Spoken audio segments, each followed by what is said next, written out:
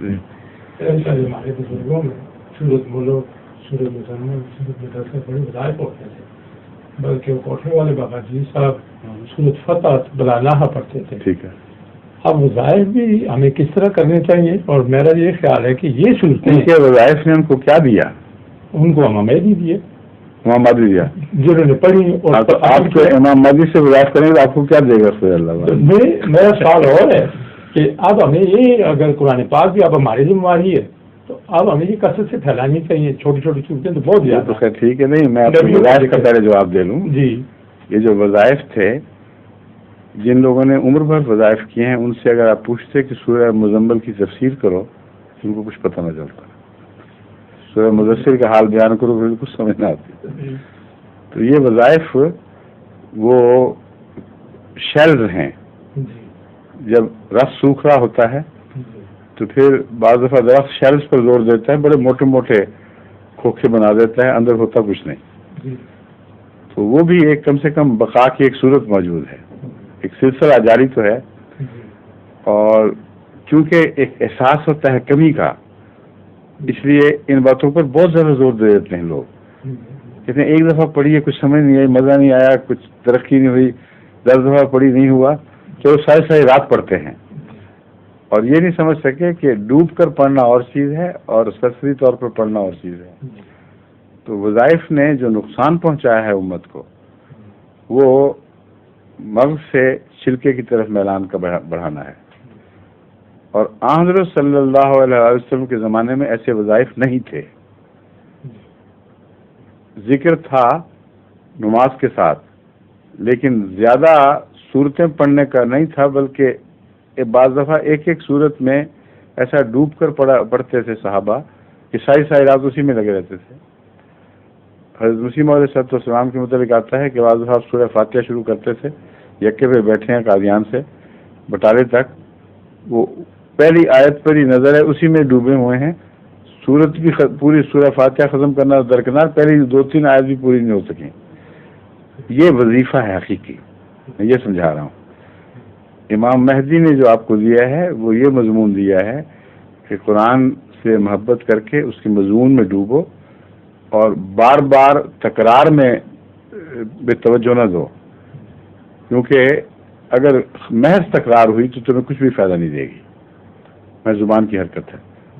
ہمارے وہاں روا میں ہوا کرتے تھے نا وہ ایگریکلچر کے صوفی صاحب، یاد ہے؟ وہ غیرن بھی تھے مگر تعلق رکھتے تھے کافی، داڑھی والے صوفی صاحب. تو ایک دفعہ میرے پاس آئے، میں اپنے وظائف بتا رہے تھے بڑے فخر سے. کہتے مجھے دن میں تو آپ یہ کام کرتے دیکھتے ہیں، بعض رات میں 1,000 رکعتوں سے زیادہ پڑھتا ہوں نماز کی تہجد میں. تو میں نے کہا رسول اللہ صلی اللہ علیہ وسلم تو زیادہ سے زیادہ 10 اور پھر 3 وتر پڑھا کرتے تھے. آپ نے تو کمال کر دیے، 1,000 اور وہ 2 گھنٹے آپ کو تہجد کے ملتے ہیں، اس میں 1,000 رکعت جو ہے پنکھا چل رہا ہے. اس کا کیا فائدہ ہے؟ کیا آپ کے پلے آیا؟ آپ پلے پڑا. اب وہ اسی طرح ہی ہے، بالکل بے سمجھ کم فہم آدمی، نہ دین کا پتہ نہ کچھ، اور کوئی ضرورت آپ کی دعا سے پوری نہیں ہوتی، آپ کو جگہ جگہ مانگنا پڑتا ہے. تو ایسے وظائف کا، ایسے نوافل کا فائدہ کیا جو انسان کو کچھ بھی فائدہ نہیں دیتے، اور محض ایک دکھاوا ہے اصل میں. اور گنتی کا جو دماغ میں آ گیا ہے، ایک دور میں گنتی کا دور تھا وضعی حدیثوں کا، اس میں ایسی گنتیاں اکٹھی ہوئی ہیں کہ انسان کا دماغ مختل ہو جاتا ہے.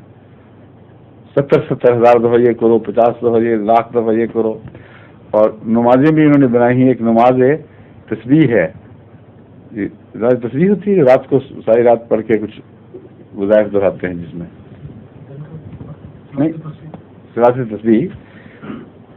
اس کی جو میں نے کیفیت پڑھی تو میرے دل نے صاف انکار کر دیا کہ رسول اللہ صلی اللہ علیہ وسلم سے ثابت ہو ہی نہیں سکتا. چنانچہ میں نے علماء کو کہا پوری تحقیق کریں یہ جو بنی ہے حدیث کب کس زمانے میں بنی ہے.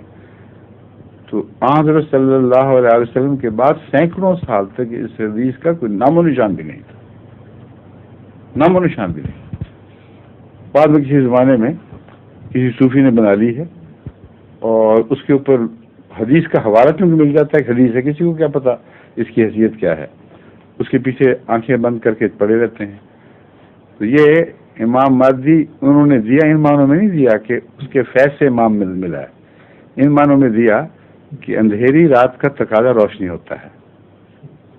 جس طرح لیلۃ القدر نے محمد صلی اللہ علیہ وسلم دیے، یہ معنی ہیں اس کے. ان وظیفوں کے فیض سے نہیں ملا، ان کے بے فیض ہونے کے نتیجے میں ملا ہے. سمجھ گئے؟ جی. ایک اس کے ساتھ نارمل سوال ہے جی کہ اس پر میں نے بڑا غور کیا کہ ان صورتوں میں نبیوں کا ذکر ہے، جنتوں کا، دوشیوں کا، تو یہ کثرت سے شائع کرائی جائے تو لوگوں کو شاید فائدہ پہنچے. ہمیں قرآن شریف بھی شائع ہوتا ہے، قرآن شریف بھی ہوتا ہے تو وہ ذرا زیادہ خوش ہوتا ہے. کچھ نہیں پہلے پڑھنا. جی. قرآن کریم بار بار فرماتا ہے، کل کی ترجمہ قرآن میں بھی تھا کہ ان کو فہم کا سلیقہ ہی عطا نہیں ہوا، ان کے دل سمجھنے سے عاری بنائے گئے ہیں. اس لیے جتنی دفعہ مردی سنا دے تو ان کو کچھ سمجھ نہیں آئے گی، کیونکہ مردے نہیں سنا کرتے، مردے نہیں سمجھا کرتے. یہ اللہ تعالیٰ فرما رہا ہے. اس لیے تکرار کی کمی کا تو سوال ہی نہیں ہے. سوال یہ ہے کہ کن کو سنا رہے ہیں. سمن بکمن امیون فہم لا یرجعون، جن کی یہ کیفیت ہو وہ نہیں سمجھتے، جن کو سمجھنا ہو وہ بعض دفعہ ایک بات سے فوراً سمجھ جاتے ہیں. آج کل بھی ایسے لوگ ہیں، کئی دفعہ میرے سامنے آئے ہیں ایسے دوستوں کے واقعات کہ ابھی بھی صحیح فطرت لوگ خدا کے فضل سے کافی ہیں.